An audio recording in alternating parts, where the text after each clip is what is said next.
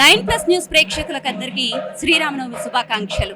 ప్రస్తుతం మనం ఉన్నాము నాగోల్లోనే జైపూర్ కాలనీలో శ్రీ సీతారామాంజనేయ స్వామి టెంపుల్ వద్ద.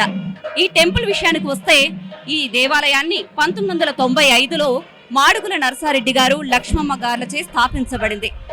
ఈ శ్రీ సీతారామాంజనేయ పంచాయత నవగ్రహ దేవాలయాన్ని ప్రస్తుతం వాళ్ళ వారసులు దీన్ని నడిపిస్తూ వస్తున్నారు.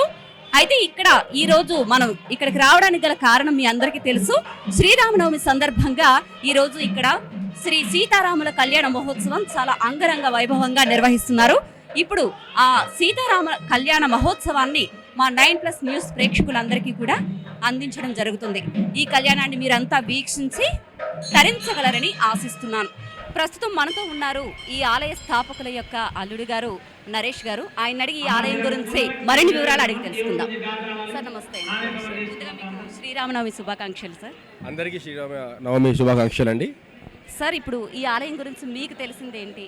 ఈ ఆలయం ఎప్పటి నుంచి ఉంది, దాని వివరాలు మాకు చెప్తారా? ఇది సీతారాముడు ఆలయం అండి. ఇది మాడుగుల నరసారెడ్డి గారు 1995లో ఈ నాగోల్ ప్రజలందరికీ ఇక్కడ అందరికీ ఒక మంచి ఆలయాన్ని కట్టించాలని ఒక దృష్టితోటి స్థాపించారు.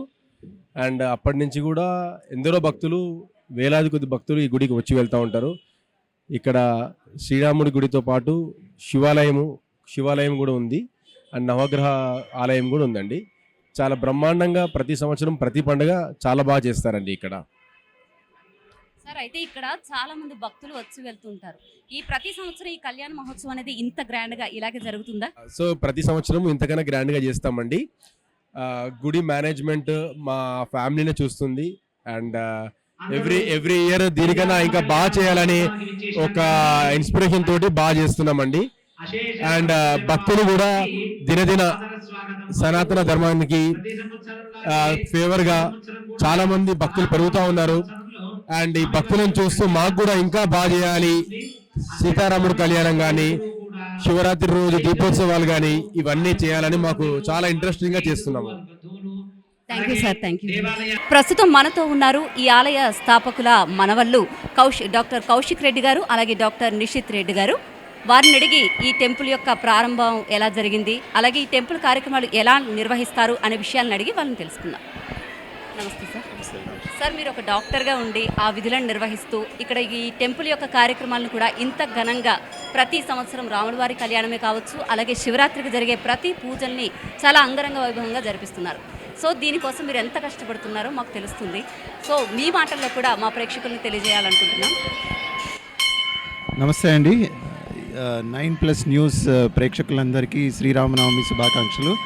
ఈ టెంపుల్ నాగోల్లో మా తాతగారు కీర్తిశేషులు మాడుగుల నరసారెడ్డి గారు స్థాపించారు. ఈ టెంపుల్ గత 20 సంవత్సరాల నుంచి ప్రతి సంవత్సరము మేము సీతారాముల కళ్యాణం జరుపుతుంటాము.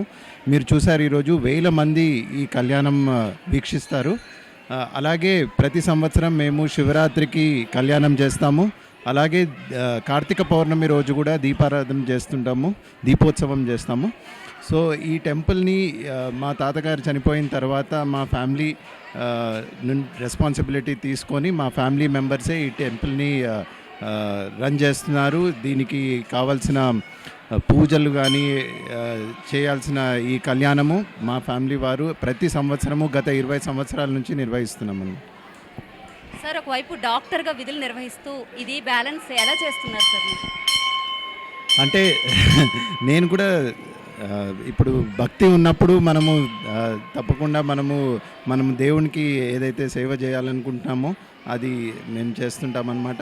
సో నేను ఒక్కడనే కాదు, మా ఫ్యామిలీలో ఉన్న ప్రతి ఒక్కరు, నర్సారెడ్డి గారి కొడుకులు కానీ, కూతుర్లు కానీ, మనవరాళ్ళు అందరూ దీంట్లో యాక్టివ్గా పార్టిసిపేట్ చేసి ప్రతి సంవత్సరము ఈ కార్యక్రమాల్ని నిర్వహిస్తుంటామన్నమాట. సార్ చివరిగా ఒక మాట, ఇప్పుడు రాముడు సనాతన ధర్మం పాటించేవారని అంటాం.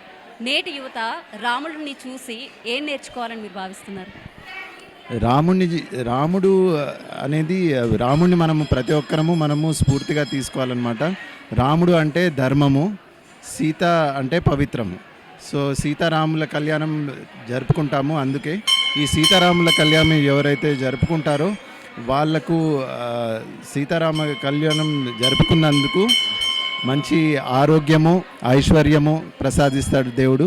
సుఖ సంతోషాలతో ఉంటారు.